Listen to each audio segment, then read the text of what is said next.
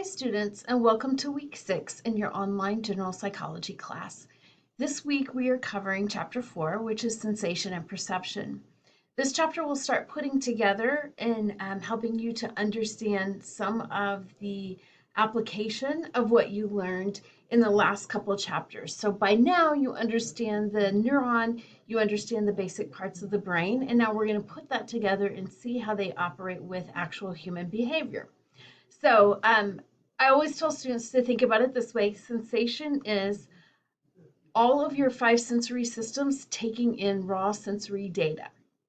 So your eyes have receptor cells, rods and cones. Your ears have receptor cells for hearing that pull in the vibration. You have sensory nerves in your all throughout your skin for different perception of pain and temperature, etc. So in this chapter, that sensation part is that raw sensory data coming in. It is all funneled to the brain, and your brain is where perception happens. So your past experiences, any memory you hold for a similar or familiar type of sensation goes through that lens as well.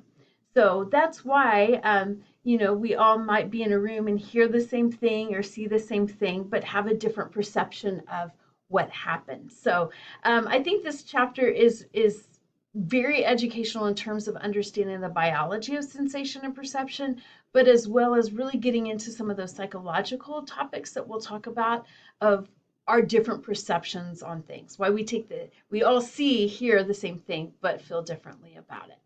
So in your module for this week, you have your Connect assignments. This week we're doing a top-down, bottom-up processing, thresholds, and you have a news flash, and this one is on apps that stop college students from using their phones. So we should all find that pretty interesting.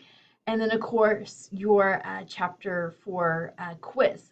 Now, this week's a little bit different. It's been a while since you haven't had a writing assignment, an APA citation assignment, or a discussion question. So you're not missing them. They're not in this week's module. So really focusing in on this chapter in terms of what's in your Connect assignments. So I hope you have a great week learning about sensation and perception. As always, please reach out to me if you have any questions, and keep up the good work. You guys are doing a great job in staying on top of your assignments and turning in great quality work. So enjoy, take care, and I'll be back next week to introduce our next chapter.